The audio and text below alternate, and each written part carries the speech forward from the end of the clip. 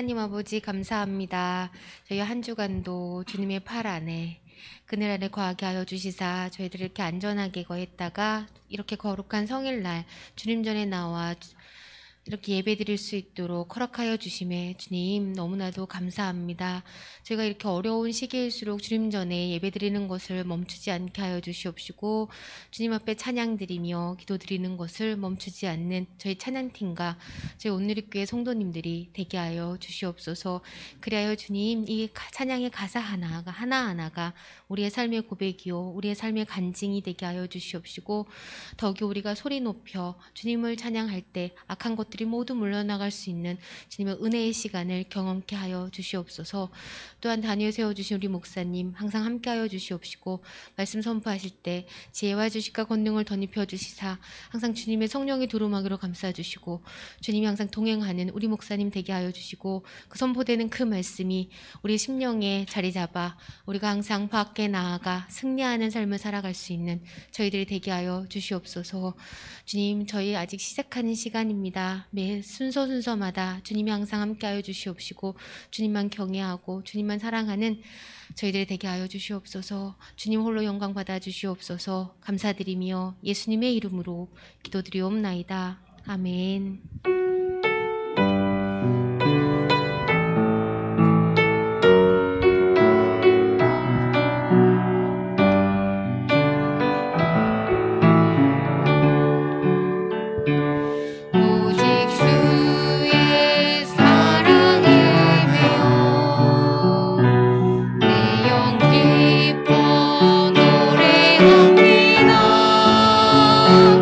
이 소망의 언덕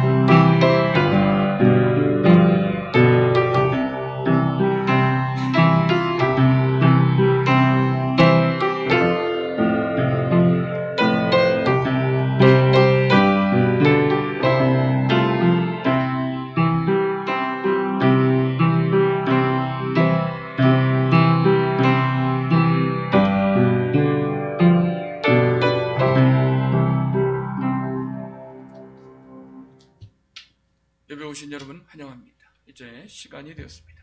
다 같이 묵상기도 드리심으로 주일 예배 하나님 앞에 드립니다.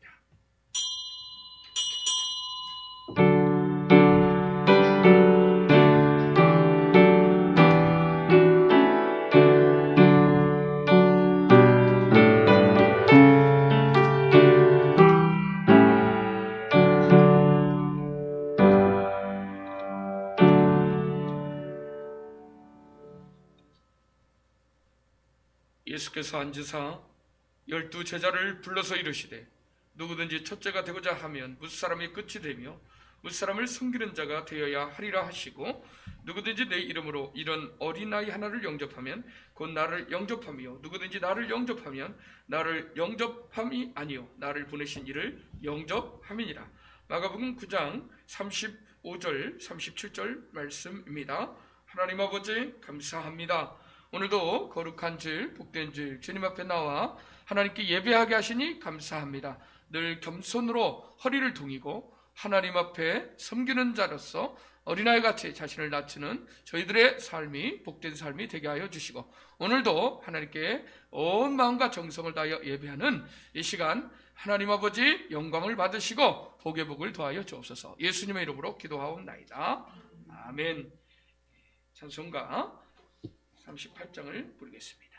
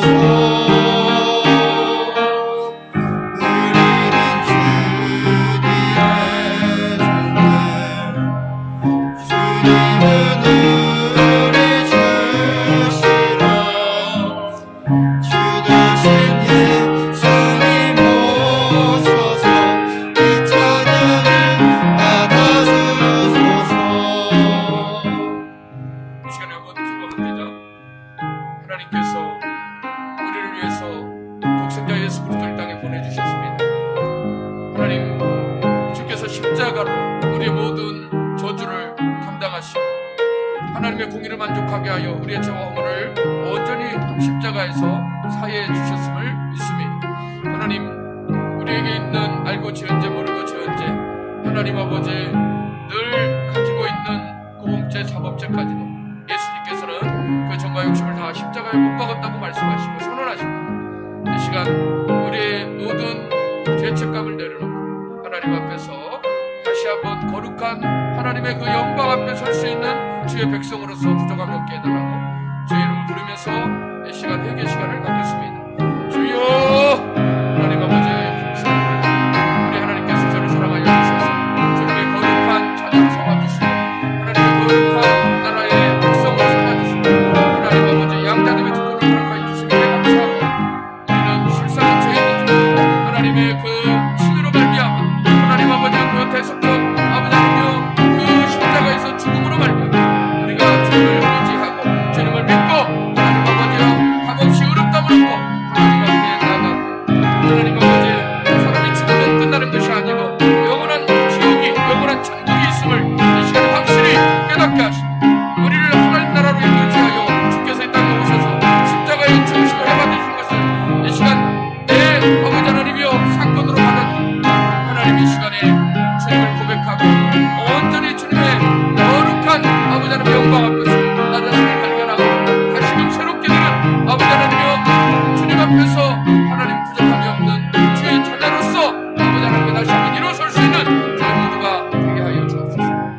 예수님의 이름으로 기도하옵나이다. 아멘. 그런지 누구든지 그리스도 안에 있으면 새로운 피조물이라. 이전 것은 지나갔으니 보라 새 것이 되었도다.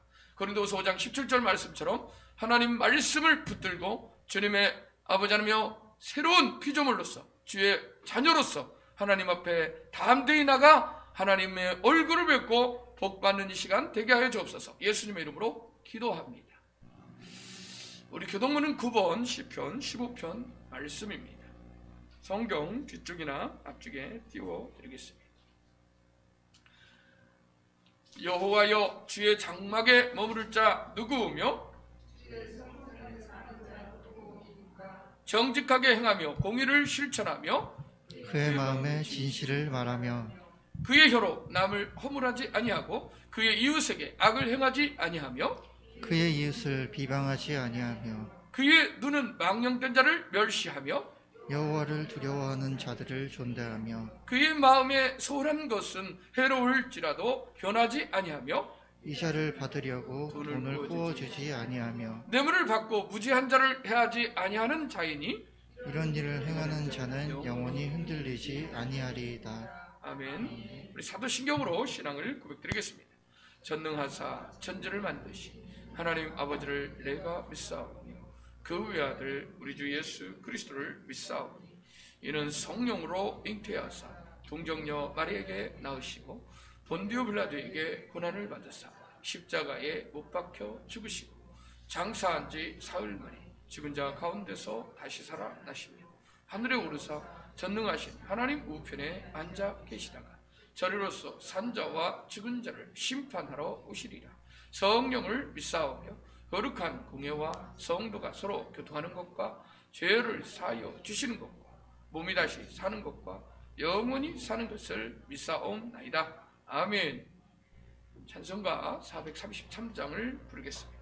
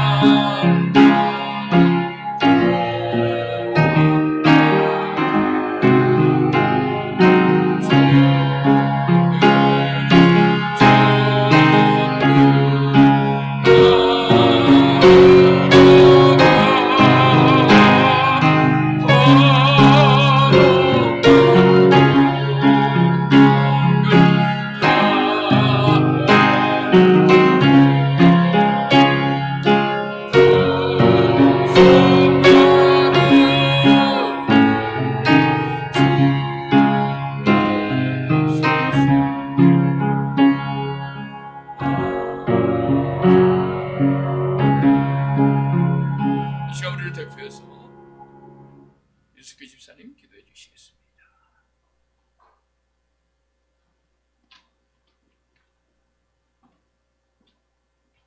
다 같이 기도하겠습니다. 하나님 아버지 감사합니다.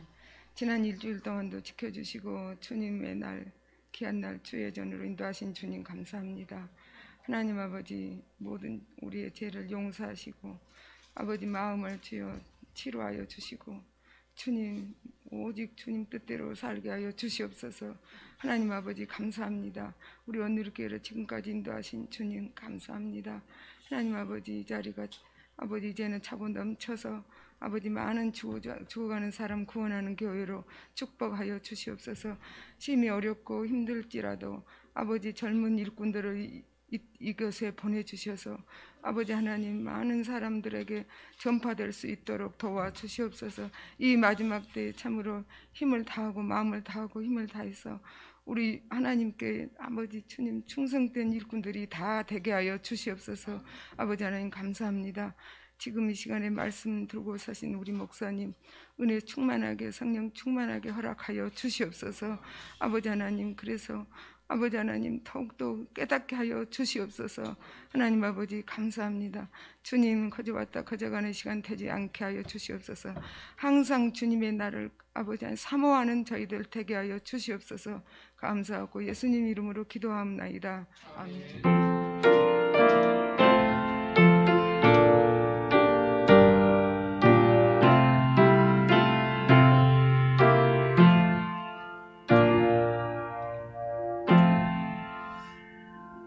하나님 말씀 보겠습니다. 마가복음 9장 33절로 37절, 제가 가지고 있는 성경 66면에서 67면 되겠습니다. 마가복음 9장입니다. 69면, 70면 사이도 가능합니다. 30절부터 보겠습니다. 33절부터 보겠습니다. 찾으신 줄 알고 한 절씩 기도하겠습니다. 가버나움이 이르러 집에 계실새 제자들에게 물으시되 너희가 길에서 서로 토론한 것이 무엇이냐 하시되 그들이 잠잠하니 이는 길에서 서로 누가 크냐 하고 쟁론하였음이라.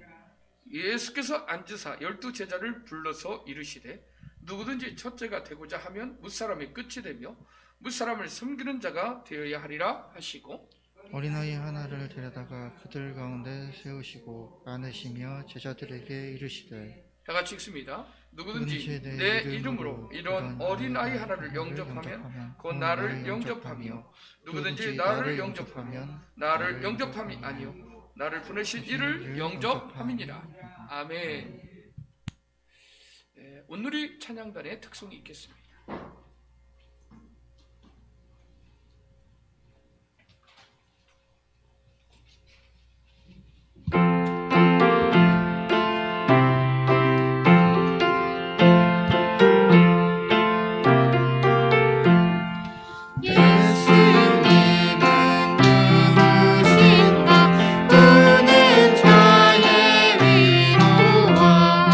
없는 자의 풍성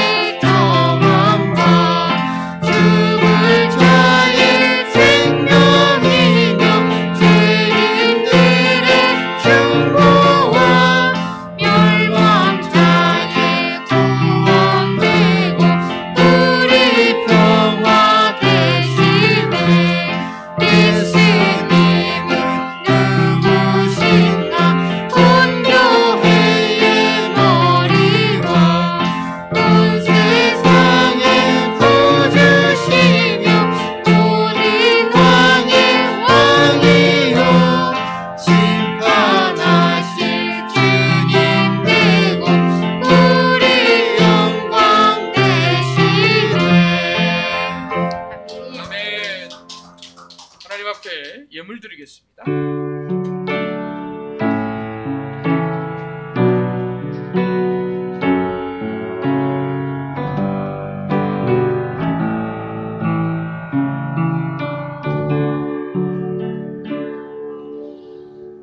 반갑습니다. 잘 오셨습니다. 앞뒤 좌우로 인사합니다. 감사합니다. 감사합니다. 안녕하세요.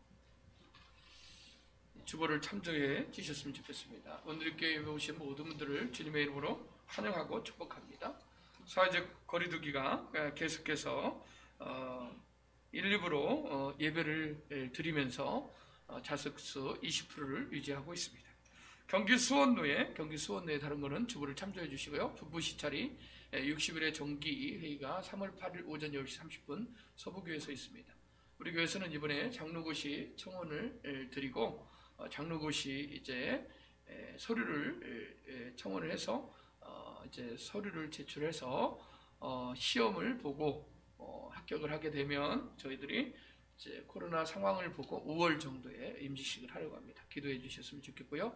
나머지는 주보를 참조해 주시고 중고등부 특별히 이제 이 같은 시간에 또 교육관에서는 유초등부 예배가 진행이 됩니다. 위에서 다음 세대를 위해서 기도해 주시고 하원위에서도 기도 많이 해 주시기 바랍니다. 다른 부분들은 주보를 참조해 주셨으면 좋겠습니다. 예물을 위해서 기도하겠습니다.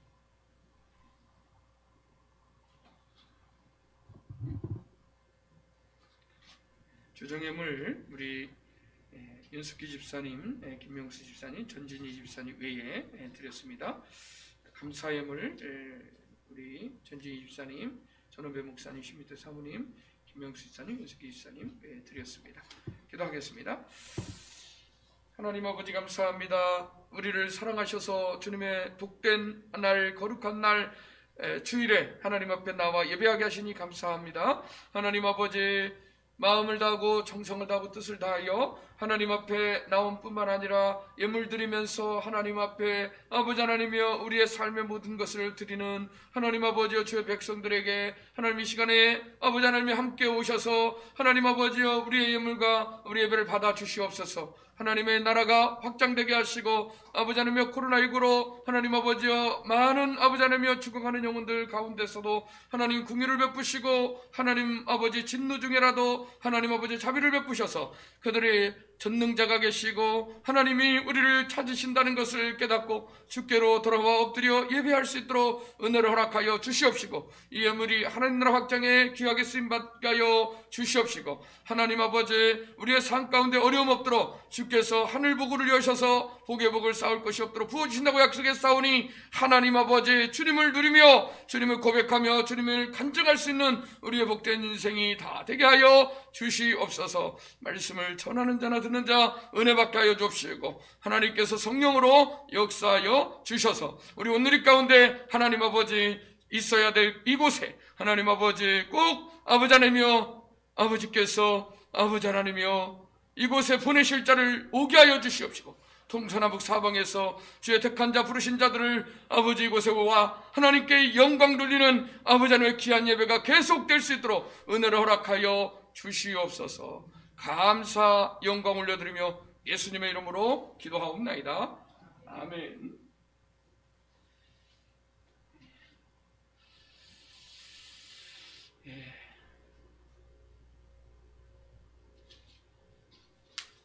오늘은 좀 무거운 주제를 가지고 왔습니다. 여기 보면 책 중에 겉페이지를 제가 이렇게 복사를 했는데 나중에 여러분 한 장씩 들을 수 있도록 하겠습니다. 죽음에 이르는 7가지 죄, 이게 7대 죄라고 하는데 이것은 이제 천주교에서 이것을 교리로 가르치고 있습니다. 그런데 우리가 이제 종교개혁 이후에 7가지 죄를 이제 이따가 말씀드리겠지만 우리가 최근에 들어서 이제 개신교에서 많이 설교나 신학자들이 다루고 있는 그러한 것인데 어떤 분들은 8가지 죄로 어떤 사람들은 이제 그 중에서 이 교만을 따로 두고 나머지 8개에서 7개로 정립해서 이제 이 역사적으로 지금 이 현대에 이르고 있는데 제가 이 설교를 준비하면서 실은 저의 모습과 또 저 자신의 모습으로 뿐만 아니라 인류에 있는 인간에게 있는 근원적인 뿌리 깊은 죄가 바로 아담과 하와로부터 또 천사장 루시프로부터 하나님의 나라에서부터 이렇게 하나님을 대적하는 일, 또 하나님을 반하는 일들이 이어지고 있음을 알면서 제가 목사지만 설교하면서 여러분들 마음 가운데 성령님이 동일하게 이러한 부분에 여러분들이 좀 은혜를 같이 경험하고 저를 바라보지 마시고 우리가 하나님 앞에 섰다라고 생각하면서 이 설교를 들었으면 좋겠고요. 제가 굉장히 이 말씀 앞에 비춰볼 때 제가 교만하고 제가 참으로 게으르고 제가 나태하고 제가 여기 있는 8가지 죄에 다 해당이 되더라고요. 그래서 제가 이 시간에 참 여러분의 기도가 필요하고 또 실제로 이러한 8가지 모습, 7가지의 모습으로 사단이 우리를 공격한다는 것을 우리가 이 시간에 깨닫고 실은 사단이 자신의 정체를 드러낼 때에 실은 가장 사단이 두려워합니다. 그래서 제가 어제 새벽에 이제 잠깐 이렇게 이제 깨닫게 하는 것이 이제 시험을 보는데, 이거는 처음 이야기하는데 시험을 보는데 어제 윤석열 법관이 있는데 시험을 보는데 저희 아들은 시험을 보고 집에 들어갔어요. 집에 들어갔는데 제가 시험 볼 자격도 안 되는 거예요. 제가 그래가지고 엄청 울었어요. 엄청 울었는데 이제 제가 잠깐 꿈을 꾼 거예요. 4시 정도에. 그런데 제가 너무 울었어요. 너무 울어서. 제가 시험은 봐야 될 거 아닙니까? 그런데 이게 뭘까요? 가다가 보니까 어떤 상가 같은 집에 갔더니 저희 아내하고 이제 아주머니들이 있는 거예요. 그리고 이제 시니어 어르신들이 있는 것 같아요. 그래서 핸드폰을 이렇게 받으니 핸드폰이 우리 일반 핸드폰이 아니야. 그래서 막 눌렀더니 전화했더니 아들이 받아요. 그때 아들한테 너 어디 있냐? 나 시험을 볼 수 있도록 좀 해야 되지 않느냐. 그러니까 이미 자기는 시험 보고 왔다는 거예요. 그래서 제가 너무 서러운 거예요. 시험도 못 보고 이렇게 엄청 울었는데 이게 도대체 윤석열 씨가 나오고 시험지가 나오고 아들이 나오고 사람들 도대체 이게 뭔가 하나님께 계속 물었더니 설교 준비하고 이 꿈을 주신 게 생생한데 제가 많이 울었어요. 그랬더니 제가 이 자격이 안 되는데 하나님이 이런 시험 볼 자격도 안 되는 저를 하나님이 세워서 이렇게 주의 종으로서 말씀을 전하는 강단에 세워주신다는 것을 제가 이 시간 압니다. 저는 자격 없는 목사고 교만한 목사입니다. 여러분들이 불쌍히 여기시고 저를 위해서 한 30초 정도만 기도해 주셨으면 좋겠습니다. 함께 기도하겠습니다. 하나님 아버지, 저를 불쌍히 여기시고 긍휼히 여겨 주시옵시오. 아버지, 뿌리 깊은 교만의 죄를 아버지 용서하여 주시옵시오. 하나님께서 우리를 통하여 부족한 종을 통하여 말씀하시는 것을 듣게 하여 주옵소서. 예수님의 이름으로 기도합니다. 아멘. 한 주간 동안 잘 지내셨죠? 죽음에 이르는 7가지 죄가 나와 있습니다. 여러분, 중세 천년에 있어서 교부시대, 사막시대라고 그러는데 이 사막의 수도사들이 이제 하나님을 만나면서 깊은 영성으로 들어가면서 이 영적인 삶을 방해하는 8가지 죄를 어떤 사람이 이렇게 기록을 했는데 그 기록한 것을 나중에 이제 그레고리우스 이 황제가 나중에 이제 교회로 들어오고 교부 철학에서 교회에서 나중에 서민들에게 그리고 민중에게 문학적으로 전파되면서 오늘 이제 계속 역사적으로 교회 안으로 이제 이것이 우리나라의 개신교 안에서 최근에 이제 많이 다뤄지는 이러한 덕목입니다. 영혼과 공동체를 파괴하는 치명적인 죄와 그에 대항하는 교회의 오래된 지혜가 바로 이 7가지 대죄인데 현대적 관점에서 제조명한 7대 죄의 성화의 길이 잘 표현되어 있습니다. 7가지 대죄는요 교만입니다. 이것은 단순하게 무별 위에 보자라는 것을 단적으로 가져왔는데 바로 천사장 루시퍼가 하나님과 같이 되고 싶은 이러한 뿌리 깊은 대적, 그리고 하나님이 나도 하나님 될 수 있다라는 이 교만이 7가지 대적 중에 첫 번째를 차지하고 있습니다.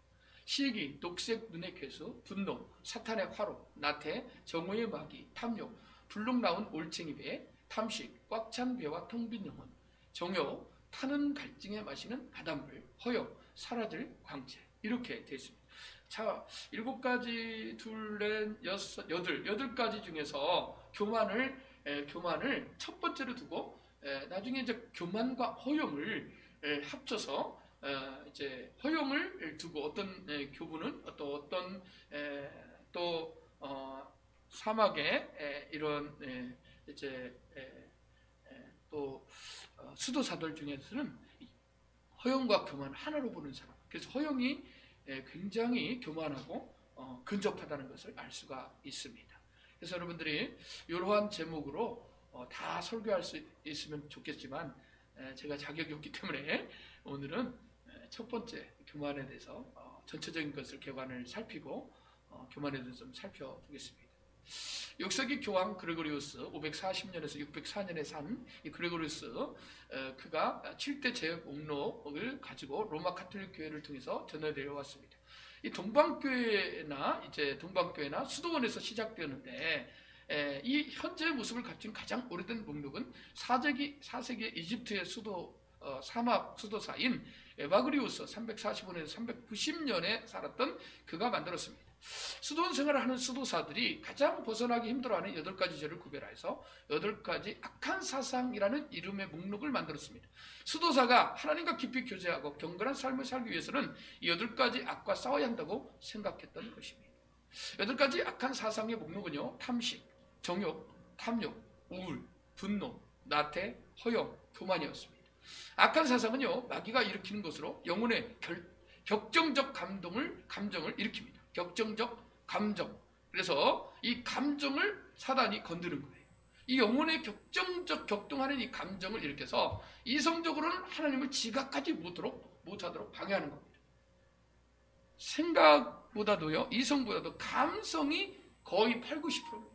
감성을 자극해서 이성을 작용하지 못하도록, 하나님을 의식하지 못하도록 하는 것이 사단의 전략이라는 것이죠. 이후 그의 제자 요한 카사이아누스가 360년에서 435년에 살았던 그가 이 수도원에서 서방교회로 이것을 가져옵니다. 그리고 그레고리우스가 수도원에서 일반 교회로 가져옵니다. 여기서 교회라는 것은요, 로만 카톨릭을 말합니다. 개신교회가 아니에요. 로만 카톨릭 교회로 가져왔는데 수도사들 뿐만 아니라 일반 신자들에게 필요하다고 여겼기 때문에 이 카시아누스가 처음 6가지 죄는 이 쇠사슬처럼 혈연적으로 묶인 가족처럼 서로 연결되어 있다고 생각했습니다. 카시아누스가. 그래서 이 6가지 처음에 있는 이것은요, 어떤 하나가 없는 게 아니라 같이 동시적으로 연결되어 있어서 허용과 교만도 밀접하게 연결되어 있다고 생각했습니다. 예를 들면은 탐식, 먹는 거에 대한 욕심이죠. 이 먹는 것에 욕심을 내는 사람은요, 정욕이 같이 따라 나온다는 것이죠. 그래서 탐식의 욕구를 다스려야만이 정욕을 극복할 수 있다라고 말합니다. 즉, 먹는 탐식, 먹는 거에 대한 욕심이 계속해서 드러나는 사람은요, 이것을 절제하지 않으면 정욕적인 것을 다스릴 수 없다라고 말합니다. 이것을 카시아누스는요, 육적인 죄와 영적인 죄로 구분을 합니다. 카시아누스가 생각하는 죄라는 것은요, 필요한 것 이상을 원하는 지나친 욕망이다. 필요한 것 이상을 원하는 지나친 욕망이다. 이렇게 말하고 있습니다. 아담과 하와가 하나님이 처음 에덴 동산에서 모든 걸 주셨는데 한 가지 선악과를 따먹지 말라 했는데 99가지를 먹으면서도 한 가지조차도 잡으려는 게 욕심인데 이것이 탐식입니다. 먹음직도 하고 보함직도 하고 어때요? 탐스럽기도 하고 지혜롭기도 하고 이것을 욕심을 내서 이것을 먹고 싶은 마음, 이 사단이 그 탐식을 옆에서 부추겼습니다. 그것이 성적 쾌락을 과도하게 찾는 정욕으로 이어졌다고 봤습니다. 그래서 먹는 것과 성적 정욕은요, 연결된 것이다 라고 이 카시아누스의 죄의 정의를 그렇게 욕망으로 정의하고 있습니다. 죄는 음식과 성에 대한 육체적 요구가 지나치게 커졌고 육체적 욕망은 물질에 대한 욕망으로 결국 탐욕으로 이어집니다. 이웃 사람이나 이 상황을 자기 욕심대로 통제하려는 영적인 죄로 발전시킨다고 봤습니다. 즉, 이 육적인 욕망은 정욕은 계속해서 어디로 가는 거예요? 영적인 죄로 가서 이 자기 마음대로 이것을 통제하려는 그러한 죄로 발전시킨다고 봤습니다. 그리고리우스 대제는 8가지 대제 목록 중에서 교만을 따로 분류합니다. 교만이 가장 근원이고 뿌리라고 생각했기 때문에 그것을 따로 구분해서 다뤘고 7가지 목록을 만듭니다. 허영, 시기, 분노, 우울, 탐욕, 탐식, 정욕. 여기서 이 우울 안에는요, 나태가 포함됐다고 합니다. 우울. 그래서 결국 이거 7가지 중에 시기를 더 추가했습니다.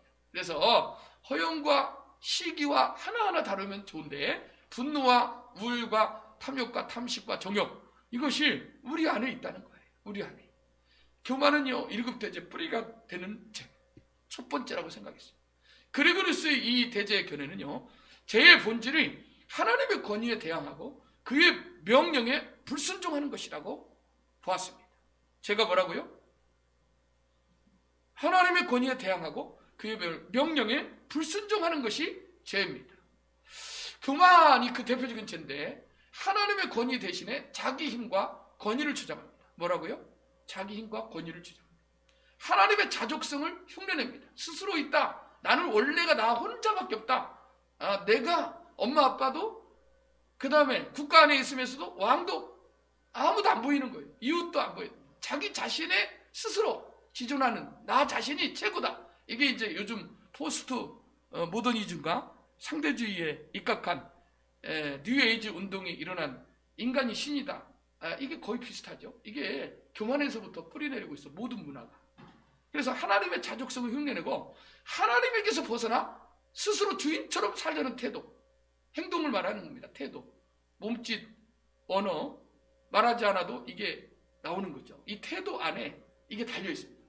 자, 다시 한번 잘 묵상해 보면 하나님에게서 벗어나서 스스로 주인처럼 살려는 태도가 뭐라고요? 교만이라는 거죠. 자기 힘과 권위를 주장하는 거죠. 하나님은 안 보이죠. 하나님 권위 대신에 자기 힘과 권위를 주장합니다. 사탄의 반역과 아담과 하와의 타락의 핵심이 교만이었습니다. 천사장 루시퍼가 하나님이 창조한 가장 아름다운 천사장 루시퍼, 최고의 권위를 줬는데도 불구하고 하나님의 자리를 스스로 자기가 피조물임에도 불구하고 하나님의 창조물임에도 불구하고 자기가 하나님 자리에 앉고 싶은 생각. 그리고 아담과 하와도 하나님 모든 걸 허락했는데 선악과를 하나님께서 따먹지 말라 했는데 그 선악과를 먹는 날에 네가 하나님처럼 될 것이다 라는 이것을 교만을 부추긴 이 죄의 핵심이 교만이다. 교만한 마음을 가지면 다른 사람, 타인으로부터 영광, 허영을 구하게 됩니다. 그래서 다른 사람이 자신을 칭찬하고 자신을 높이게 될 때에 이 허영심을 부추기는데 실제 사단이 그렇게 인간에게 접근하는 거예요. 타인이 자기보다 잘 되는 것을 용납하지 못합니다. 견딜 수가 없습니다. 나보다 잘 되는 이 시기심을 통해서 배 아파해서 어떤 사람이 잘 되면 축복하고 박수치는 게 아니라 아이고 뭐 별짓 아니요. 좀 꼴값을 떠내. 이렇게 말해요. 예를 들어서. 그 다음에 하나님과 분리됩니다. 여러분, 하나님을 대적하고 하나님의 권위에 맞서니까 분리되는 거예요. 하나님의 은혜를 받지 못하니까 인간이 기쁨이 사라지면서 우울이 찾아오는 거예요. 그래서 요즘요, 우리나라에 심각하게 코로나19 이후에 정신질환 환자, 멘탈 붕괴 환자들이 많은데 우울증 환자들이 그렇게 많습니다. 그전에도 많았어요. 그런데 이 우울은요, 결국 바로 이 교만 때문에 일어나는 결과물입니다. 이걸 알아야 됩니다. 우울증 환자들이 대부분 뿌리는 교만입니다. 자신을 알아달라는 거예요. 자기 자신에 대한 이 허영심에 사로잡힌 사람들. 그래서 이 뿌리를 알아야 됩니다. 이 사단이 공격하는 거예요. 우울을 통해서. 이에 대한 반작용과 보상심리로 세상의 좋은 것을 수혜하는 탐욕이 발동이 됩니다. 이게 사단이 야, 하나님을 떠났어? 그게 아니에요. 너가 있잖아. 너가 스스로 살 수 있어. 너는 그런 존재야. 그러면서 부추기면서 어떻게 말합니까? 세상의 것을 취하라고 말합니다.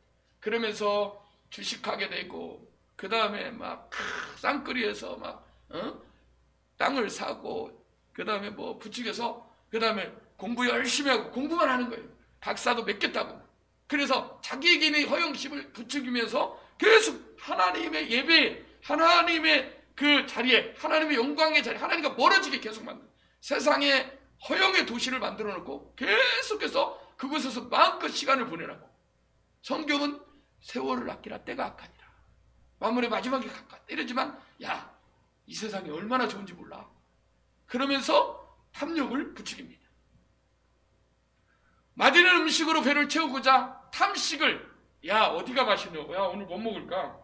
진짜 거기 가면 정말 좋다더라. 세계를 돌아다니면서 시간을 낭비하게 만듭니다. 탐식을 쫓게 만듭니다. 하나님으로부터 벗어난 최종적 결과, 정욕적으로 완전히 빠지게 만듭니다. 그래서 나중에는 식탐을 하다가 나중에는 정욕적으로, 그 다음에 완전히 음란에 빠지고, 그 다음에 이 정욕적인 삶을 살게 만듭니다. 그래서 사람이 돈이 있거나 여유가 있으면 하나님의 선한 일을 하는 게 아니라 결국 이 과정을 통해서 완전히 사단이 끌고 가는, 이 갈고리를 끌고 가는 이 포로를 만들어버리는 겁니다, 인간. 그래서 결국은 내적인 교만이 외적으로 확연히 드러나는 것들이 바로 이러한 허영이나 시기나 우울이나 탐욕이나 탐식이나 정욕이 외적으로 드러나게 되어 있습니다. 결국 내적 교만의 원뿌리가 교만이라는 것을 알아야 돼요. 하나님을 떠나 자율적으로 자중심적인 권력을 지향하는 이 교만은요, 가장 심각한 죄로 여겼습니다. 자율적입니다. 뭐 억지로 뭐 꼭 교회 나오라고 그러고, 뭐 꼭 신방 받아야 되고, 뭐 꼭 11조 하라고 그러고, 너 내 배로 더 내 맘이야. 교회에서 왜 그런 거를, 목사님은 그런 얘기를 한대야. 내 맘대로 내 시간인데. 이게 자중심적 권력. 내가 자유를 가져서 엄마가 뭔 상관이야? 아빠가 무슨 상관이야? 내 마음대로 살고 싶어. 이것도 부모로부터 벗어나는 마음인데, 하나님의 이 은혜와 하나님의 그 영광 앞에서, 하나님의 존재 앞에서 그렇게 반항하고, 그 다음에 이렇게 떠나려는 마음, 이렇게 자중심적인 권력을, 이 권력이라는 것은 힘 아니겠습니까? 스스로의 힘에, 그리고 통제하고 자기 스스로 통제하려는 마음, 타인의 어떠한 지시나 이러한 것들을 받지 않으려는, 이것이 바로 교만입니다. 가장 심각한 죄로 여겼습니다. 교만과 가까운 죄는요, 허영입니다. 허영. 자, 토마스 아퀴나스는요, 여러분 여기서 이렇게 이제 나오는 이름들은 신학교 가면 많이 드는데, 여러분들은 생소한 이름들인데, 기독교에 있어서 역사적으로 종교개혁 이전에, 원래는 로만 카톨릭 이전에, 여러분 카톨릭이라는 말은 참 좋습니다. 그런데 그것이 변질돼서 로만 카톨릭이 된 거예요. 카톨릭은 원래 하나됨, 융합, 굉장히 좋은 말이에요. 그런데 그전에는 거의가 카톨릭 교회였습니다. 교회는 개신교, 유럽을 가도 우리가 성지순례를 칼빈이나 루터 이전에 교회를 가면 전부 로만 카톨릭이지 개신교가 없습니다. 프로테스탄트는 종교개혁 이후에 나왔습니다. 그러니까 여기서 나오는 교회는 저와 여러분들의 성경에 나오는 이 교회, 초대교회부터 나오는 교회를 연상하면 됩니다. 그래서 토마스 아퀴나스가 정교하게 발전시켜서 7대제 교리는 로마 카톨릭 교회의 중요한 가르침이 되어서 교리로 정착을 했습니다. 중세 후반부터는 차츰 교회를 넘어서 소설이나 시, 그림, 조각 등 문화예술 전반에 지대한 영향을 미쳤다고 합니다. 그래서 단테 신곡에 보면 여러분 이렇게 피라미드 구조로 지옥이 나와 있어요. 그래서 거기에 연옥교류도 하고 그러거든요. 여기 영향을 받습니다. 수도사들의 영향을 받습니다. 자, 우를 목록에서 빼고 여기 보니까 다 이제 다른 걸 넣었는데 제가 이제 오타를 했네요. 여기 보니까 자, 우울이 부정적이고 악하기만 하는 한 것이 아니고 긍정적이며 선한 성격도 지닌다고 봤어요. 예를 들어서 자신의 죄, 불의 때문에 우울해하는 것은 회개로 이끄는 긍정적인 기능으로 봤습니다. 그래서 나 자신 자신을 봐서 이렇게 살면 안 되는데 내가 하나님 앞에 나가서 회개해야 되겠다 하고 이렇게 내가 왜 이렇게 우울하고 기쁨이 없고 내가 왜 이렇게 삶에 무기력해졌지? 이건 분명히 내가 하나님 앞에 죄를 져서 그럴 거야. 죄책감 속에서. 그래서 이 선한 영향력으로 뭐냐면은 긍정적으로 자신을 부추겨서 결국 회개의 자리로 고해의 자리로 나가는 그러한 영향을 미친다. 그래서 우울을 뺐습니다. 허영은 그 어떤 죄보다 여기 저 위에가 허영입니다. 허영은 그 어떤 죄보다 해악을 끼치고 경건에 악영향을 주고 있다라고 현대에는 그렇게 보고 있습니다. 이 허영심은요 부풀리는 거죠. 계속. 그래서 이 자기 자신을 계속 박수 쳐주고 옆에서 기쁨조가 돼가지고 김정일이가 옆에서 기쁨조들이 계속해서 자기를 올리잖아요. 그리고 김정일이 보면 이렇게 손을 얹으면 히틀러도 그렇게 계속 박수 치잖아요. 그게 다 이 허영심에서 자기가 마치 신이 된 것처럼 이렇게 부추기는 거예요. 그래서 실은 조심해야 될 게 옆에서 자기를 계속 잘한다고 이렇게 하는 사람들을 보면 그 안에는 허영이 있다는 거예요. 그러나 이 7대 재교류는요 종교개혁 이후에 교회 전통 안에서 빠르게 약화되었습니다. 없어진 거예요. 왜냐하면 우리는 죄에서 자유함을 얻고 이제 예수 그리스도 안에서 모든 죄는 다 사라졌는데 우리 이런 죄 때문에 얽매이지 마자. 이런 실은 이게 우리 안에도 있습니다. 우리 안에 우리는 예수님 안에서 뭐 죄가 다 사라졌는데 그렇지만 실상은 우리가 예수님께서 목욕은 한 사람들은 이미 목욕한 사람 씻을 필요 없다면 발은 예수님께서 발을 씻기시면서 섬기는 자의 본을 보이시지 않습니까? 그런 것처럼 우리는 이 세상에 육체를 입고 살기 때문에 이러한 죄의 영향력 아래 사단의 공격 아래서 자유로울 수 없습니다. 이 개신교회는요 성경적 근거가 미흡하다는 이유로 공식 교리로 채택하지 않았습니다. 그런데 로만 카톨릭 교회에 대한 경계심 때문이기도 하죠.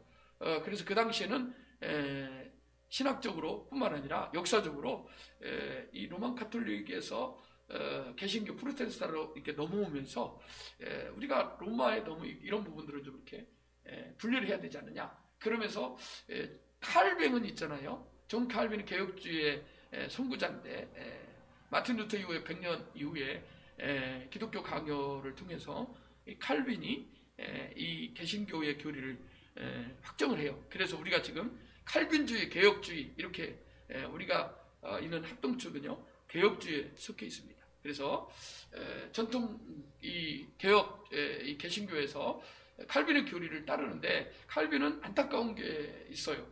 로만 카톨릭에서 가져오고 싶었던 것이 고해 성사였습니다. 실은. 그리고 원래 분리주의가 아니에요. 칼뱅은요. 저도 이제 거의 한 2년 정도 칼뱅을 배웠는데 이 칼빈은요 철저하게 이 분리가 아니라 융합하고 하나되고 그 다음에 교회를 어떻게 하면은 이렇게 함께 가려고 이렇게 찾아다니는지 모릅니다. 그래서 주변에 형제교회나 주변의 지역교회에 굉장히 칼빈은 그렇게 동역하고 또 함께하는 그래서 참 하나됨, 일치 이게 카톨릭이거든요. 일치된 교회, 하나된 교회 이런 걸 굉장히 지향했습니다. 그러니까 안타까운 게 좀 많아요. 시간이 흐르면서 어찌됐건 이 7대 제약은요 로만 카톨릭의 전유물로 이제 굳어져 버렸습니다. 그래서 개혁주의에서는 잘 취급을 안 했습니다. 그런데 1980년대 이후에 7대 제에 대한 관심이 높아졌고 개신교 목회자와 신학자들에 의해서 설교와 연구로 활발해지고 있고 이 주제는 시대와 장소에 구애받지 않고 보편적인 인간의 본성이나 악에 관련된 문제를 다루는 것으로 최근에 일어나는 흉악한 범죄와 통상적인 악들이 전체 이 7대 대범주 안에 들어가 있습니다. 그러니까 결국 사단이 이 7가지 때로는 8가지의 이러한 태도나 형태로 우리를 공격하는 것, 실제 하나님의 백성들을 공격하고 인류의 이 인간을 지배하고 억눌리고 완전히 포로로 만들어서 이 사단의 소나기에 넣게 하는 방법이 바로 좀 영성하면은 관상, 묵상 뭐 이렇게 말하잖아요. 영적인 삶을 지향하는 사람들은 이 7가지, 8가지 대죄에 직면하게 됩니다. 그리고 우리가 조금 깨어 있어서 신앙생활하고 기도하려고 하면 이 8가지의 범주 안에서 사단이 실제적으로 공격을 하는 거예요. 그런데 이것을 우리는요, 그냥 막연히 알지 구체적으로 이렇게 우리가 실체를 들여다보지 않았다는 거예요. 근데 우리는요, 이 용어의 개념뿐만 아니라 우리의 삶 속에서 두고두고 이것을 묵상해 본다면 사단이 실제로 우리를 공격하는 것을 볼 수가 있어요. 단테의 신복에 대죄에 그랬던 3가지 유형이 나옵니다. 첫째는요, 교만과 시기와 분노는 왜곡된 사랑으로 나타납니다. 교만과 시기와 분노가 왜곡된 사랑으로 나타납니다. 가치 있는 대상을 그릇된 방식으로 사랑하게 됩니다. 가치 있는 대상 그릇된 방식으로 자기를 사랑하고 만족시키기 위해서 다른 사람에게 상처와 피해를 입히는 것을 개의치 않는 태도로 이 교만이 나타납니다. 잘못된 방식의 자기 사랑이죠. 내가 최고라고 여기는. 그래서 정말 자신을 사랑하는 자기애로 나타나죠. 둘째, 나태는요, 불충분한 사랑의 죄인데 마땅히 사랑하고 돌봐야 할 대상에게 사랑을 베풀지 않거나 관심을 가지지 않는 것. 여러분, 최근에 이런 얘기 좀 하면 그렇지만 어린 아이들을 사랑해야 되는데, 돌봐야 되는데, 남자친구 만나러 게임하러 방치해버리고, 아이가 운다고, 그 다음에 남의 아이, 소중한 아이 입양해서 막 물건 던듯이 막 던져버리고, 이게 마땅히 돌봐야 되고 사랑해야 할 대신에 나태한다는 거예요. 이 나태 안에는요, 이러한 이 사단이 나태 안에는 불충분한 사랑의 결과로 낳게 하는 결여된 사랑으로, 결핍된 사랑으로 그가 이 세상에서 살아가게 만드는 거예요. 셋째, 탐욕과 탐식의 이 정욕은요, 과도한 사랑으로 나타납니다. 집착된 사랑. 자, 합당한 대상을 너무 지나치게 사랑해서 정작 더 사랑할 가치를 지닌 대상을 사랑하지 못하게 되는 죄입니다. 좀 여러분들이 곱씹어야 하는데 뭐냐면은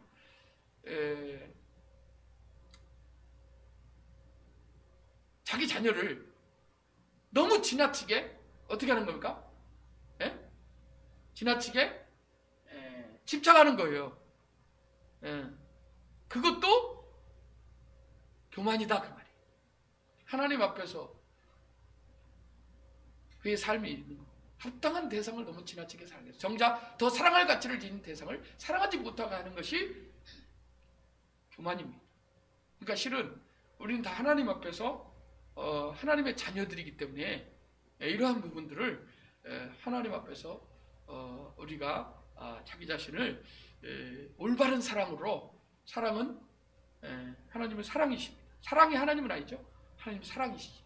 사랑 안에서 이러한 부분들을 내어놓아야 돼요. 자, 7대 죄가 원래 세븐 데일리 신스인데 본래적 의미로는 세븐 캐피탈 신스라고 그랬는데, 여기 보면은 카푸투, 라틴어의 카푸투에서 왔는데 유래했는데 머리라는 뜻입니다. 일반적인 해석 3가지인데 인간이나 동물의 몸을 구성하는 머리, 생명의 근원에 해당하는 핵심 부분의 머리, 어떤 것의 근원이라는 의미의 머리를 씁니다. 그리고 3번째는 대장 혹은 통치자를 의미하는 죽음에 이르는 이 7가지 죄, 이 교만인데 머리는 교만의 대표적인 언어입니다. 그래서 머리가 되는 죄, 모든 죄의 근원이 되는 죄라는 그러한 뜻이 교만입니다. 성경에 대죄라는 용어는 없습니다. 다른 죄들에 비해 훨씬 큰 죄들이 있음을 시사하는 성경 구절이 있습니다. 요한일서 5장 16절에 보니까 누구든지 형제가 사망에 이르지 아니하는 죄 범하는 것을 보거든 구하라. 그리하면 사망에 이르지 아니하는 범죄자들을 위하여 그에게 생명을 주시리라. 사망에 이르는 죄가 있으니 이유가 하나에 나는 구하라 하지 않노라. 여기 보니까 사망에 이르는 죄가 있고 사망에 이르지 않는 죄가 있습니다. 예수님께서는 용서받을 수 있는 죄와 용서받을 수 없는 죄를 언급하면서 분명히 죄의 차등이 있음을 언급하고 있습니다. 마태복음 22장 31절에 그러면 내가 너에게 이르노니 사람에 대한 모든 죄와 모독은 사하심을 얻되 성령을 모독하는 것은 사하심을 얻지 못하겠고, 음행이나 우상숭배나 간음이나 남색이나 탐욕이나 여기 또 제가 오타를 했네, 이따가 고쳐, 술 취함, 모욕, 이러한 죄는요 하나님 나라를 유업으로 받지 못한다. 즉 하나님의 나라 이런 사람들은 계시록에 보면 들어갈 수 없습니다. 음행, 우상숭배, 간음하는 자, 동성연애, 남색, 여색 하는 자, 탐욕, 술 취한 모욕하는 자. 이 모욕이라는 단어도 곱씹어야지. 이러한 죄는요, 하나님 나라에 합당하지 않고 하나님 백성으로서의 합당하지 않다는 거예요. 히브리서 6장 4절 5절에 보면 한번 빛을 받고 하늘의 은사를 맛보고 성령에 참여한 바 되고 하나님의 선한 말씀과 내세의 능력을 맛보고도 타락한 자들은 다시 새롭게 하여 회개하게 할 수 없나니 이는 그들이 하나님의 아들을 다시 십자가에 못 박아 드러내 놓고 욕되게 함이라. 예수님을 2번 수치와 욕되게 하는, 십자가에 2번 못 박는 결과를 가져온다. 그럴 수 없죠. 우리는 하나님의 성령이 있으니까. 그러나 그런 사람들에게 경고하고 있습니다.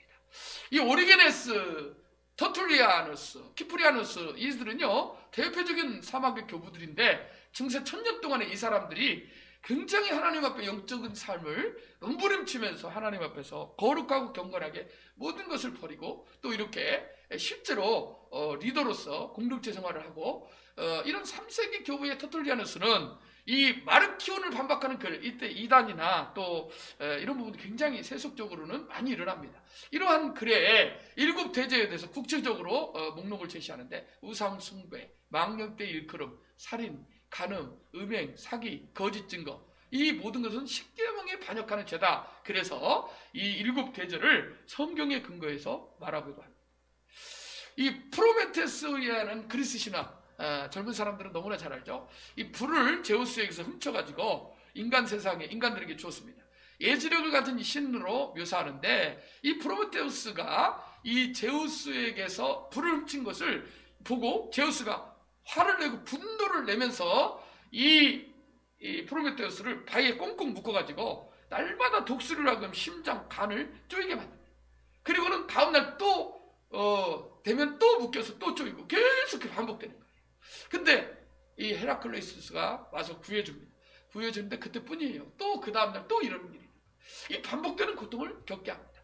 여기서 제우스의 분노는요, 그리스 신화에 나오는 이 교만을 의미하는 히브리스라는 이 단어는요, 분노를 의미합니다. 이 분노의 글 히브리스라는 단어에는요, 네메니스라는 이 단어가 함께 동반하는데 이것은 바로 뭐냐? 재앙을 초래하는 악을 말하고 있는데 이 교만 뒤에는요 분노, 네메누스가 함께 따릅니다. 즉 그것을 다시 실체를 부르려면 분노하는 사람들은 항상 뭐가 있는 거예요? 교만이 있다는 거예요. 뿌리가 태도로 나타납니다. 화를 내고 분노를 잘 내는 사람들의 그 깊은 뿌리에는 앞에는 뭐가 있다고요? 교만이 있는 거예요. 자신의 권위에 도전한다는 이 앞에서 특히 우리나라 사람들이 많죠. 유교주의에 입각한 우리나라 사람들 분노가 많아요. 그 이유가 다 이러한 뿌리가 있어요. 자, 신의 분노를 사고 재앙을 초래하는 악을 말해주고 있는데 이런 사상은 성경의 죄의 결과와 비슷한데 그 뭐냐면은 아담과 하와가 선악과를 따먹는 거나 천사장 루시퍼가 하나님을 대항했던 이러한 권위에 도전하는 것이죠. 비슷한 사상을 가져옵니다. 교만의 특징은요, 자기 높이기입니다. 자기 자신을 높이 둔다는 의미로서 자신을 실제 상태보다 더 높이는 것이 자기 높이기입니다. 자기를 탁월하다고 생각하고 자부심이 지나친 나머지 다른 사람들을 무시하거나 모욕한다는 것입니다. 뭐라고요? 자기를 탁월하다고 생각하는 거예요. 그래서 자부심이 너무 지나친 나머지 다른 사람들을 무시하고 모욕하는 갑질하는 거죠. 우리나라의 갑질. 능욕하다라고 번역하기로 하는데 이 성경의 교만은요, 자신을 다른 사람 위에 높인다라는 뜻입니다. 자신을 다른 사람 위에 높인다. 겸손은 뭡니까? 나보다 다른 사람을 낮게 여기는 것. 단테의 신곡에 나오면요, 교만했던 사람들이 연옥의 모습이 나오는데 이 사람들은 연옥에서 등에 무거운 바위를 지고 느릿느릿 걷습니다. 너무너무 이게 왜냐하면 등이 굽을 정도로 이 짐이 많아요. 그런데 왜 이런 사람들의 모습이 보이는가? 이 서로 거의 쓰러질 정도의 이 고통을 겪으면서 천천히 너무 무거우니까 걷는 거예요. 근데 이 고통, 이들은요, 세상에서 마음이 높아져가지고 눈을 아래로 까는 겁니다. 그리고 다른 사람을 내려다보면서 지내던 사람들. 이게 교만입니다. 이렇게 목을 들이면서 내리깔면서 막 사람들을 무시하는 거죠. 아래로 깔고 다른 사람을 내려다보면서 지내던 자들이 연옥에 와서는 가슴이 낮아서 아래만 바라보면서 지내야 하는 형벌. 계속해서 무거운 짐이 나를 누르니까 고개를 들 수가 없는 거죠. 그러니까 무슨 말이냐면 내가 사람을 대할 때 목을 들고 이렇게 뻣뻣하게 하면서 아래로 깔고 대하는가는 결국 교만하고 연결돼 있다. 자, 교만의 본질은요, 마음의 눈을 높이고 자신을 우뚝 세우는 것입니다. 스스로, 두 번째는 하나님 되기입니다. 신학적 개념으로 교만이어야 돼. 하나님을 떠나 스스로 자신과 삶의 주인으로 살아가려는 태도를 말합니다. 뭐라고요? 하나님을 떠나서 하나님 없이 스스로 자신과 삶의 주인이 되어서 살아가려는 태도를 말합니다. 태도. 이 태도가 굉장히 중요합니다. 이러한 태도가 나에게 보여질 때는 빨리 회개해요. 마귀가 공격하는 거예요. 하나님 대신 땅의 지배자여 주권자로 살자. 이렇게 말합니다. 창세기 11장 4절의 바벨탑 사건이 바로 하나님 없이 땅의 지배자여 주권자로 삼다는 거예요. 또 말하제 자 성읍과 탑을 건설하여 그 탑 꼭대기를 하늘에 닿게 하여 우리 이름을 내고 온 지면에 흩어짐을 면하자 하였더니, 창세기 2장 20절에는 이름을 짓는 행위, 태도, 그 이름을 지어주는 거예요. 이거는요 인간에게 주어진, 하나님 형상에 주어진 주권인데, 물론 하나님이 그에게 줬는데 그 대상의 주권과 지배권을 가지는 거예요. 이 땅의 이름은 홍길동, 그 다음에 여기 이 지역은 내거, 이거와 똑같은 거예요. 아담이 모든 가축과 공중의 새와 들의 모든 짐승의 이름을 지니라. 아담이 돕는 배필이 없으므로 하면서 이름을 지어주는 행위, 이것이 주권입니다. 자기가 이렇게 이름도 짓고 자기 집 이름도 짓고 자기 영역도 짓고, 실은 다 하나님 것인데 모르는 거죠. 다윗이 인구조사를 합니다. 그전에는 말의 힘줄을 끊어버렸어요. 하나님만 의지하겠다. 그죠? 정말 겸손하게 하나님 의지합니다. 근데 나이 들어서 세상의 군왕과 재앙 자리에 오래 있다 보니까 타성에 젖어가지고 하나님 없이 스스로 자기 힘으로 살아갈 수 있다라는 이 인구조사를 통해서 병력이 얼마고 땅이 얼마고 이 요압 장군을 통해서 지시하니까 요압이 책망하잖아요. 그럼에도 불구하고 왕의 권위 앞에 순종하는 요압을 볼 수가 있어요. 요압이 참 삼촌이지만 대단해요. 가족을 떠나서 이 조카에게 그렇게 했어요.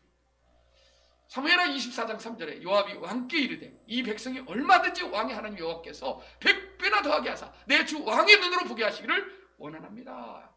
그런데 내 주 왕은 어찌하여 이런 일을 기뻐하시나이까 하되, 하나님은요 100배나 더하게 할 수 있습니다. 사람의 생각으로는요 기름 조금 밀가루 조금밖에 없다라고 생각하는데 하나님 보시다 아닌 거예요. 어린아이가 가져온 물고기 2마리, 보리떡 5개, 이것으로 뭘 할 수 있겠습니까? 라고 생각하는데 하나님은 아닙니다. 그런데 우리는 생각할 때 아이고 이렇게 생각하는 거, 이 자체가 교만에서 나오는 거예요. 교만이란 하나님 없이 자기 힘으로 살아가고자 하는 것입니다. 계속 반복되는 거예요. 우리 하은이 친구 교만이 뭐라고요? 하나님 없이 자기 힘으로 살아가고자 하는 것입니다. 하나님의 법도를 무시합니다. 말씀을 무시해요. 자기 뜻과 생각이 전부예요. 그래서 행동하는 것입니다. 그것이 자기 뜻과 생각하는 것이 행동으로 나타나는 것이 바로 교만의 형태입니다. 자신의 근원이신 하나님을 버리고 자기 자신을 그 근원으로 삼는 것이 교만입니다. 시편 119편 21절에 교만하여 저주를 받으며 주의 계명들에게서 떠나는 자들을 주께서 꾸짖으셨다. 이사야 14장 13절에 내가 내 마음에 이르기를 내가 하늘에 올라 하나님의 묵별 위에서 내 자리를 높이리라. 내가 북극지폐 산 위에 앉으리라. 이게 천사장 루시프가 마음에서부터 자기를 높이는 거예요. 하늘에 내가 올라가고 하늘의 묵별 위에, 이 말은요 모든 별들보다 뛰어난 자리에 앉게 될 것이다. 이런 마음을 표현해주고 있습니다. 이사야 14장 14절에 가장 높은 구름에 올라 지극히 높은 이와 같아지리라. 하나님과 내가 같아질 것이다 하는 교만, 자기 높이기. 교만은 자신을 높이는 것이고 결국은 하나님의 자리를 차지하는 것이다 라고 정의합니다. C.S. 루이스는요 교만이야말로 죄 중에 죄요. 가장 큰 죄이며 다른 모든 죄악은 교만에 비교하면 아주 이게 재밌는 말을 했습니다. 마치 벼룩에 물린 자국에 불과하다. 다른 거 다 잊어버려도 뭐라고요? 벼룩에 물려봤습니까? 벼룩에 물려봤죠. 저도 물려봤어요. 좀 따끔하지만 나중에 빨갛게 표가 나요. 벼룩에 물린 자국에 불과하다. 다른 죄들은 교만이 그렇게 크다는 거예요. 교만의 특징 네 가지는요. 시간이 없어가지고 이 네 가지는 그냥 주제만 읽겠습니다. 자기 기만입니다. 자기를 얼마나 이 오만하고 이 교만이 자기 기만이 기고만장이라고 그러죠. 기만이. 그 다음에 공동체의 분열을 가져옵니다. 교만한 자가 있으면 나도 모르게 그 안에 화합이 하나됨이 아니라 일치가 아니라 교만한 자가 딱 있으면 사단이 그 사람을 통해서 공동체를 깨게 만드는 거예요. 마음에서부터 이게 자기를 높이기 때문에 하나가 될 수가 없습니다. 자기만 알아달라고 하는 이러한 허영심에서 공동체는 상관이 없습니다. 자기만 살면 최후까지 남는 죄가 이거는 좀 묵상해 봐야 됩니다.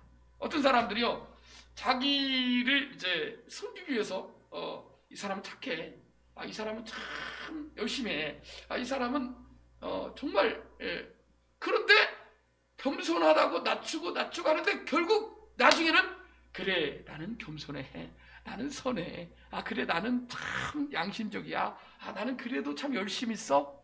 스스로가 최후까지 남게 하는 이 사단의 교묘한 전략이 이 안에 숨어 있습니다. 최후까지 남는 게 교만입니다. 그래서 최악의 교만은 영적 교만으로 이어집니다. 결국 영적 교만으로 이어지면 여러분 광야에서 세 가지 사단이 공격했던 것 중에 여러분들이 영적 교만 아시죠? 높은 곳에 세상을 보여주면서 이거 다 내 것이다, 나에게 절하라, 이거죠. 영적인 교만. 영적 교만은요 시간이 없어서 근데 다 자기가 답이 있어요. 다 자기가 알려줘요. 하나님께 묻고 하나님께 하는데 어떤 사람 있죠? 기도 많이 하고 신학생들이 특히 그러는데 다 목회자들도 보면 내가 상담 좀 하러 갔어요. 내가 진짜 너무 이런 고민이 있어요. 그럼 하나님께 같이 기도합시다. 우리가 하나님께 잘 이렇게 해야 되는데 그것은 그래서 그래. 요즘 뭐 하는구만, 뭐 안 하는구만, 뭐 때문에 그래. 다 답이 있어. 이게 아주 교만해서 나타나는 거예요. 그러니까 답을 주려고 하지 말라는 거예요. 함께 우는 자와 울고 기뻐하는 자가 기뻐하고 하나님께 가야 되는데 자기가 다 답이 있어. 이게 영적 교만이죠. 사단이 부추기는 거예요. 교만을 이기는 법은요, 사도 바울은 사람과 감사의 덕을 갖추었다. 즉 덕을 끼쳐야 돼요. 공동체 생활하다 보면 우리에게 공동체 유익이 나오는데 이 사람과 감사의 덕을 가져야 된다. 사람이 아니고요, 사람입니다. 사람. 세 가지 제가 이따가 꼭 구체해 주도록 말해주세요. 자, 교만을 이기는 법은요, 자기 실상을 바로 가야 됩니다. 자기를 알아야 돼요. 소크라테스는 너 자신을 알라 그랬죠. 자신의 모습을 제대로 인식하라는 겁니다. 그렇지 못하는 것 때문에 자기 자신이 누군지를 알아요. 그래서 제가 오랜 시행착오를 통해서도 경험적으로도 알지만 하나님 말씀을 여기서 보면 거울로 이제 보라고 그러는데 이 칼뱅은요, 인간은 자신이 의롭고 지혜롭다고 생각한다. 인간이 뭐라고요? 김선태 집사님, 지혜롭고 의롭다고 생각한대요, 인간이. 근데 세상에 오염된 도덕적 기준으로 자신을 판단하기 때문이에요. 즉 하나님을 알지 못하고 하나님 앞에 서지 못하고 여러분 아주 많이 배운 사람들이 여기에 속할 수 있어요. 도덕적으로 어려서부터, 그죠? 바리새인 서기관이 이 모습인데 지혜롭고 의롭다고 생각해요. 많이 배웠다고 생각해요. 죽어도 충분하다고 생각합니다. 그런데 이건요, 도덕적 가치 기준에 세상에 오염된 타락한 이 마음에서 오는 자신을 보지 못하는 어리석음이죠. 칼뱅은요, 사람이 자신을 제대로 보려면 사람이 아닌 하나님께로 눈을 돌려야 한다고 주장합니다. 누구에게로 돌려야 된다고요? 하나님께로. 다른 방법은 없습니다. 절대자, 전능자, 거룩한 하나님을 보게 되면 그분을 통해 자신을 알 수 있습니다.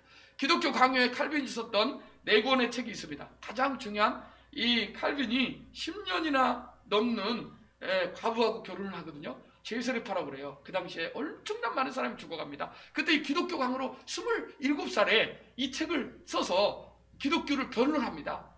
그들을 변호합니다. 근데 그 안에 하나님에 관한 지식과 우리 자신에 관한 지식은 서로 연결되어 있다라고 말합니다. 뭐라고요? 하나님에 관한 지식과 나 자신에 대한 지식은요, 나를 알려면 결국 하나님 말씀을 봐야 된다는 말이에요. 연결되어 있다는 거예요. 하나님 말씀을 보지 않으면 어떻게 된다고요? 나를 못 보는 거예요. 그러니까 우리가 살면서 젊은 사람들 특히 하나님 말씀 없이 성경을 보지 않고 어떻게 나를 볼 수 있냐 그 말이에요. 그러니까 모르니까, 하나님을 모르니까 교만 방자하게 사는 거예요. 하나님을 알지 못하면 인간은요, 자신이 어떤 존재인지를 결코 알 수 없다라고 칼뱅은 말합니다. 시편 14편 1절에 어리석은 자는 그의 마음에 이르기를 하나님이 없다 하는 거다. 하나님 살아계시는데 없다 하는 거다. 하나님 존전 앞인데, 영광 앞인데 너무 하나님이 빛이 강하기 때문에 빛과 어둠은요 어떻습니까? 정확합니다. 예? 여러분 영적 내면 상태를 보면요 알다시피 우리가 빛이 없으면 어둠에 다니든, 여러분 정지가 나가면 어떻게 됩니까? 어둡습니다. 저녁에 아무짝에도 못 나가요. 앞에 물이 있는지 구덩이가 있는지.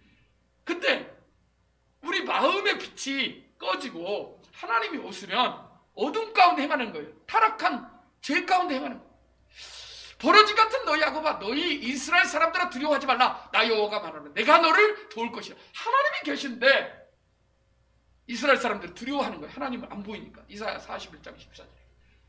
이사야 41장 14절에 구속자는 이스라엘의 거룩한 이시다. 하나님을 보고 있는 이사야 선지자가 이스라엘 백성들에게 말하는 거지. 아는 자가 말하는 거지. 욥기 41장 3절에 무지한 말로 이치를 가르는 자가 누구니까 나는 깨닫지도 못한 일을 말하였고 스스로 알 수도 없고 헤아리기도 어려운 일을 말하였다. 입술로 범죄하는 거예요. 판단하고 어떻습니까? 말하는 거죠. 자기가 다 이치를 아는 것처럼. 욥의 새 친구가 와가지고 별말로 네가 그래서 그랬지, 네가 이것을 몰라서 그래, 이치를 몰라서 그래. 이게 다 뭡니까? 알지도 못하고 깨닫지도 못하고 하나님 앞에서 그러고 있다는 거예요. 인간이 하나님의 거룩한 임재 앞에 나가는 것이야말로 자신의 정직한 모습을 노출시키는 핵심적인 방법이다. 그렇게 할 수 있는 실제적인 통로는 하나님의 말씀입니다. 할렐루야. 그러니까 하나님 말씀, 하나님의 임재 앞에 인간이 같이 가야 된다 그 말이에요. 사단이 공격할 때는 하나님 앞에서, 말씀 앞에서 자신을 보고 무릎 꿇어야 되는데 대부분 그러지 않습니다. 율법에는 하나님의 의가 드러나기 때문에 백성들은 의에 이를 수 없는 자신의 무능과 불의를 깨닫습니다. 여러분 모세오경 율법을 여러분 다 지킵니까? 그러니까 인정해야 돼요. 율법으로는 구원할 수가 없어요. 깨닫고 무능하고 나는 어쩔 수 없는 존재야 라는 것을 깨닫고 무능함을 알면서 브로큰 하트, 마음이 깨져야 돼요. 그리고는 이것을 깨닫고 하나님의 의를 찾아야 되는데 그 하나님의 의가 십자가의 의입니다. 할렐루야. 하나님의 의와 인간의 악이 동시에 보여지는 것이 말씀이에요. 그러니까 하나님 말씀을 칼뱅은요 주장하기를 인간은 거울을 통해 자신의 비참한 실상을 알고 절망하고 낮아질 수 있다. 하나님 말씀을 봐야 인간의 죄성을 보게 된다. 두 번째는 공동체 올리는데, 공동체에 속한다는 것은 자신의 방식을 내려놓고 공동체가 추구하는 삶의 방식을 가지는 것으로 삼아 타인과 함께 생활하겠다는 의미인데, 공동의 규율과 질서, 특정한 삶의 방식을 따르겠다는 것이 전제됩니다. 자기 방식을 내려놓고 공동체 안에, 교회 안에, 이것이 교회로 들어옵니다. 중세 수도자들의 훈련은요, 오늘날 교회 공동체 훈련인데 그리스도인들은 교회를 통해서 자기 안의 삶에서 우리 안의 삶으로 들어가야 됩니다. 뭐라고요? 자기를 인정할 뿐만 아니라 자기와 어울려서 우리라는 공동체 안에 들어와서 자기를 녹여내야 돼요. 이게 지체의식입니다. 우리 모두가 한 지체라는 거. 자기 부인의 겸손이 공동체에서 드러나게 되어 있습니다. 덕을 세우죠. 세 번째는 겸손을 행하여 예수님께서는 이렇게 말합니다. 무릇 자기를 높이는 자는 낮아지고 자기를 낮추는 자는 높아지리라. 누가복음 14장 11절에 이 예수님의 겸손이 잘 나타나 있는데, 이 아우구스티누스는요 첫째도 겸손, 둘째도 겸손하라 라고 말하고 있습니다. 불교의 이 아래 하자의 마음심, 마음을 낮춘다 하심, 이 가난하고 낮은 마음으로 겸손은 마음을 낮추는 것으로 성경은 두는데 불교의 하심의 교리와 거의 비슷합니다. 그래서 여기 또 나는 3000배를 하잖아요. 3000배 절을 하잖아요. 그것은 여기 보면 몸을 바닥에 바짝 붙임으로 마음을 낮추는 훈련을 시작하는 것입니다. 성경에는 마태복음 11장 29절에 난 마음이 온유하고 겸손하니 나의 멍에를 보고 내게 배우라 이렇게 말하고 있는데, 겸손하니라는 이 단어가요, 이 타페이노스 마음이 낮음의 의미인데, 마음을 낮추기 위해서는요 주의해야 될 것 두 가지가 있습니다. 첫째는 인간은 하나님이 창조한 피조물이며 하나님의 자비를 베푸시지 않으면 심판을 피할 수 없는 죄인이라는 사실을 기억해야 됩니다. 우리의 탁월함은요 자신에게 있는 것이 아니고 하나님께 있다는 거예요. 돈 벌게 하고 창의적으로 무엇을 개발하게 하고 노래하게 하고 예술적인 모든 달란트가 하나님께 영광을 올려드려야 돼요. 얼마 전에 연예인 일, 그 다음에 그 영화 이런 거 만들면 다 하나님께 영광 올려드립니다. 축구할 때도 하나님께 이 하나님께 영광이 오른 거예요. 근데 그걸 못하게 하니까 너무 힘든 거죠. 그런데 이 탁월함이 어디서 왔다고요? 하나님께로부터 왔다는 걸 인정하는 거예요. 둘째, 일상생활에서 다른 사람을 자기보다 낮게 여기고 낮은 자리를 실제로 찾아서 의지적으로 노력해야 돼요. 어떤 사람이 초청을 하면 성경에 나와 있잖아요. 뒤에 있어요. 앞에 있으면 주인이 끄집어내 종이 와서 다른 데 간다고 하니까 창피당하니까 상석을 피하고 뒷자리에 앉는 훈련을 하라는 거예요. 그리고 어디 가면 실제로 목사님들이 참 보면 어려워요. 이게 다 앉아있고 누군가 해주기를 원해. 거의 대부분. 그러면 물을 떠는 사람이 따로 있어요. 목사님들이 해도 되는데 안 해요. 그 목사님들이 그렇다는 게 아니라 대부분 이게 이제 국회의원들이나 또 이제 상석에 있는 사람들 보면 그렇습니다. 옛날 유교에는 더 그러죠. 이게 다 인간의 교만이 나타나요. 예수님의 이 겸손을 우리가 향하여 나가야 되는데, 하나님의 아들이신 그분이 육체를 입고 피조석에 오셨어요. 몸으로 오셔서 말구유에, 그것도 왕궁이 아니라 구유에 나셨습니다. 예수님은 예루살렘에 이스라엘 왕으로 낙이 타고 입성하셨죠. 그리고 자신을 내어줘 십자가에 죽기까지 자신을 낮추셨습니다. 빌립보서 2장 6절, 그런 근본은 하나님의 본체시나 하나님과 동등됨을 취할 것을 여기지 아니하시고 오히려 자기를 비워 종의 형체를 가지사 사람들과 같이 되셨고 사람의 모양으로 나타나사 자기를 낮추시고 죽기까지 복종하셨으니 곧 십자가에 죽으십니다. 예수께서 앉으사 12제자를 불러 이르시되 누구든지 첫째가 되고자 하면 무사람이 끝이 되며 무사람을 섬기는 자가 되어야 하리라. 오늘 마가복음 9장의 35절에 이 겸손에 대해서 정의하고 있습니다. 그래서 어린아이처럼 자기를 낮추라고 말하고 있습니다. 그러면 하늘나라에 정말 으뜸되는 자가 섬기는 자라고 분명히 겸손에 대해서 알려주고 있습니다. 다 끝났어요. 겸손이 주는 값진 보상은 무엇일까요? 겸손이 결과적으로 우리 인생에 주시는 가장 큰 보화가 뭘까요? 여러분 생각할 때 가장 큰 행복, 가장 큰 축복이 물질적인 겁니까? 명예로운 것입니까? 실은 성경에서는요 샬롬의 축복입니다. 평안입니다. 평안을 너에게 끼치노니 이는 세상이 주는 평안이 아니요 하나님 아버지의 참된 평안이라. 할렐루야. 어머니 품속에 있는 아이의 이 편안함, 이것이 도호, 이것이 바로 보상이라는 거예요. 겸손의 보상은요 하나님이 해주는 거예요. 어머니가 어린아이가 울면 두 가지예요. 아파서 울거나 배고파서 울거나 다 알아요. 엄마는요 아이를 이렇게 보듬어주고 안아주고 보살펴주고 그의 삶에 어떻게 합니까? 보호자가 돼. 안전한 보호가 돼. 그런 것처럼 하나님이 겸손한 자에게 은혜를 베푸시고, 할렐루야, 하나님께서 우리를 안전하게 보호하실 뿐만 아니라 인도하여 주시고 책임져 주십니다. 할렐루야. 죄는요 엄연히 존재하고 있습니다. 맞죠? 죄가 있습니다. 우리가 사는 세상이 죄가 있다는 거예요. 제 영향력 안에 있습니다. 흉악한 범죄, TV에 나오는 모든 뉴스가 남의 문제가 아니요 자기도 그럴 수 있는 거예요. 여러분이 아직 살아보지 않아서 그런데 여러분 인생이 호락호락하지 않습니다. 우리는 그 양상과 결과를 매일 체감하고 있습니다. 전쟁과 폭력, 지역 간 계층 간의 갈등, 소외와 음란물의 범람, 그리고 갖가지 악이 만연해 있습니다. 이 세상은.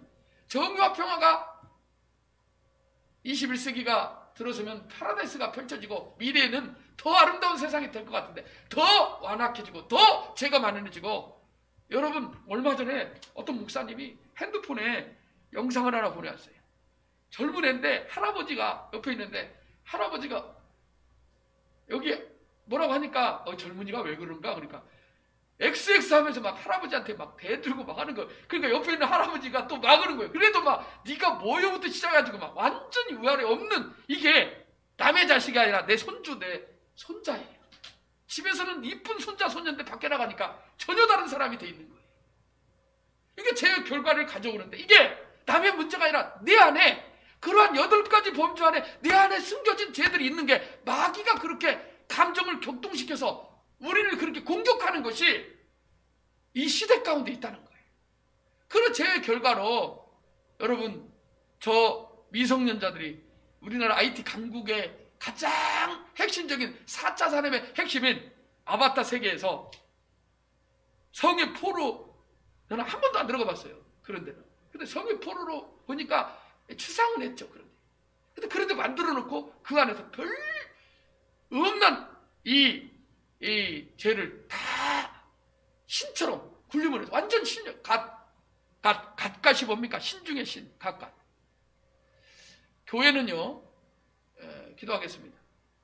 교회 성도가 할 일이 무엇입니까? 제가 하나님과의 관계와 사람과의 관계를 근본적으로 파괴하고 있다는 것과 온갖 사회적 갈등과 불의를 일으키는 중심실체임을 폭로해야 돼요. 누가? 교회가, 성도들이 죄 때문이라는 것을, 이 두 가지, 하나님과의 관계, 사람과의 관계를 근본적으로 단절시키고 파괴하는 것은 사단의 공격이다, 죄의 결과다, 죄를 통해서 사단이 하는 일이다라는 것을 폭로하라는 거예요. 알려라는 거예요. 근데 우리는요, 엉뚱한 것만 뉴스에서 계속 보고 전파하잖아요. 당신 죄인입니다. 당신 회개해야 됩니다. 천국이 있고 지옥이 있습니다는 안 알려요. 묵인해버려요. 그러나 코로나19뿐만 아니라 인간의 아름다운 행복과 이 세상에 아름다운 평화가 오기를 원하는 사람은요, 오직 예수 그리스도의 십자가의 복음, 그것이 살 길입니다. 할렐루야. 교회의 오래된 지혜가, 죄에 대한 교회의 오래된 지혜가 바로 여기에 있다는 거예요. 실상을 알리는 겁니다. 사단이 가장 두려워하는 것이 뭔지 아세요? 자기를 들킬까봐 인간에게 숨어 있는 거예요. 인간의 몸에 나타나는 현상이 귀신 들림 현상이고, 인간의 내면의 영혼에 깊숙이 죄를 뿌려서 교만과 시기와 탐욕과 탐식과 여러 가지 정욕적 삶으로 하나님을 떠나게 하는 자기 기만과 자기 높임과 허영심을 부추기고 정욕적인 삶을 살게 하는 것이 마귀의 공격이라는 것이 실제죠. 외적인 공격과 내적인 공격, 영적 공격으로 우리에게 다가오고 있는데 우리는 태만하게 살고 있습니다. 개인의 삶과 교회와 사회 공동체의 회복을 위해서 우리가 해야 될 일은 기도하는데 회개 기도가 우선입니다. 기도합니다. 죄를 회개하는 성도, 그의 의를 힘입어 하나님 앞에 나가는 성도, 그가 바로 그리스도인들입니다. 그에게 소망이 있습니다. 이 나라와 이 민족이 소망이 어디 있습니까? 진정한 평화와 행복이 어디 있습니까? 우리는 근원적인 뿌리를 알아야 됩니다. 우리의 죄가 교만에 뿌리 내리고 있음을 알았습니다. 허영심을 버리고 탐욕과 탐식의 정욕을 버리고 시기와 분노와 나태함과 여러 가지 온갖 허영심을 버리고 성령의 도우심으로 새롭게 되기를 원합니다. 주님께서 악한 영의 세력을 십자가에서 무력화시키시고 승리하였음을 믿습니다. 우리 하나님, 이러한 사탄의 공격에서부터 우리도 자유로울 수 없으니 성령의 능력으로 우리를 보호하시고 성령의 불하얀 우리를 지키시고 하나님의 말씀을 붙들고 날마다 우리를 하나님의 영광 앞으로 인도해 달라고 주의 이름으로 부르며 기도합니다. 주여, 하나님 아버지 감사합니다. 저를 사랑하시고 인도하시니 감사합니다.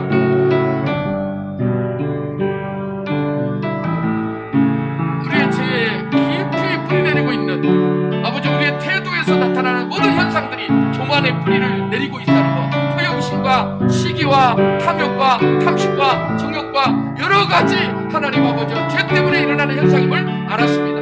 이제 사단이 우리를 공격하는 여러 가지 형태의 이러한 아버지 죄들을 우리가 아버지 경계하고 하나님의 전신갑주를 통하여 우리가 빛의 갑옷을 입고 하나님 말씀 안에서 예수 그리스도의 이름으로 이 사단의 공격을 막을 수 있도록 주님 우리에게 성령의 능력을 허락하여 주시옵소서. 이미 십자가에서 주님이 모든 정과 욕심을 못 박았다고 선언하고 계십니다. 십자가에서 사단의 모든 머리를 박살내버린 이 권세와 권위를 다 무력화시킨 십자가를 의지합니다. 십자가는 능력입니다. 십자가는 하나님의 지혜입니다. 어리석어 보여도 미련해 보여도 거기 하나님의 지혜가 경륜이 감춰져 있습니다. 하나님, 우리가 매일매일 예배하고 우리가 하나님 앞에 말씀 듣고 하나님 앞에 기도하고 하나님 앞에 경건의 삶을 살기를 원합니다. 하나님과 깊은 교제를 나누기를 원합니다. 그래서 나 내 안을 넘어서 우리라는 공동체 안에서 덕을 세우고 겸손하게 자신을 낮추며 하나님 앞에 모두가 손에 손을 잡고 나아가 함께 겸손하게 서로를 존중하고 사랑할 수 있는 저희들의 복된 인생이 되게 하여 주옵소서. 감사드리며 예수님의 이름으로 기도하옵나이다. 아멘. 축도하고 마칩니다. 이제는 우리 구주 예수 그리스도의 은혜와 하나님의 사랑하심과 성령님의 이로 교통하심이 첫째도 겸손, 둘째도 겸손. 하나님 우리 주님께서 이 땅에 오셔서 십자가의 죽으심으로 하나님 앞에 죽기까지 복종하신 그 겸손을 우리에게 가르쳐 주시며 그 온유하신 사랑으로 하나님의 겸손을 동이고 빛의 갑옷을 입고 사단을 대적하며 하나님의 영광을 위하여 살기를 결단하는 예배하는 심령이에요. 이제부터 영원토록 함께 계실지어다. 아멘.